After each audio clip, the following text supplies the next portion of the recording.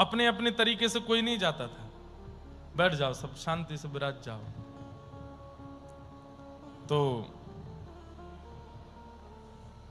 जब ये कहा गया कि आपके यहां से कोई चलना चाहे तो बता दो, तो 2-4 बालक और कुछ बड़े आचार्य जन तैयार हो गए। तो नंददास जी गए गुरु जी के पास, बोले गुरु जी मैं भी जाऊं।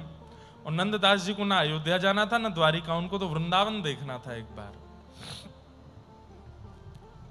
नंददास जी का मैं ये दोष नहीं कहूंगा, पर गुण भी नहीं कहूंगा। एक उनका स्वभाव था, वो रूप के प्रति बहुत आकृष्ट हो जाते थे।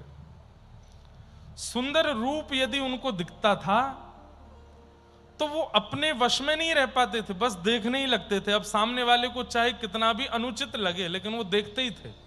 और ऐसे देखने लगते थे ढीठ बन के, ढीठ बोलते हैं बिल्कुल बेशर्म बोल दो, ढीठ बन के देखते थे।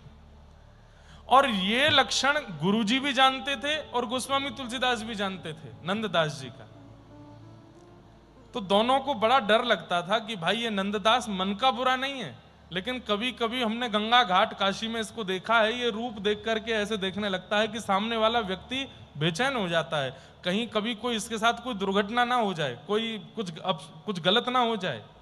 तो इसलिए नंददास जी को बाहर भेजने में गुरुदेव और तुलसीदास जी दोनों संकोच करते थे। आज नंददास जी ने बड़े करुण भाव से गुरुदेव से कहा, गुरुजी क्या मैं यात्रा पे जा सकता हूं? गुरुजी ने तुरंत तुलसीदास जी को देखा तो तुलसीदास जी बोले, नहीं गुरुजी। बोले देखो नंददास, हमको भेजने में कोई दिक्कत नहीं है, पर तुम्हारा एक लक्षण है, हमको उससे बहुत डर लगता है। भाई समाज संसार है, तुम तो मन के स्वच्छ हो, पर तुम्हारी दृष्टि कई बार ऐसी हो जाती है, सामने वाला कहीं तुम पर आरोप प्रत्यारोप आक्षेप लगा दे तो फिर कहां जाओगे? गुरुजी मैं ध्यान रखूंगा, मैं ऐसा कुछ भी नहीं होने दूंगा जिससे आपके ऊपर कोई बात आवे, मुझे एक बार जाने दीजिए ना।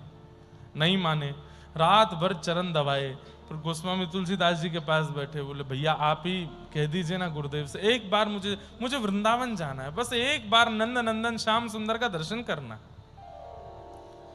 बोले तुम्हारी भक्ति की बात सुनते हैं तो मन करता है भेज दें, लेकिन तुम्हारा स्वभाव गुण जो है उससे बहुत डर लगता है। नंददास जी बोले मैं वचन देता हूं, कुछ नहीं बिगड़ेगा, आप मुझे जाने दो। गोस्वामी जी ने दूसरे दिन सुबह गुरुदेव से बात की और कहा गुरुदेव भेज दीजिए, अब राम जी जो चाहेंगे वो हो ही जाएगा,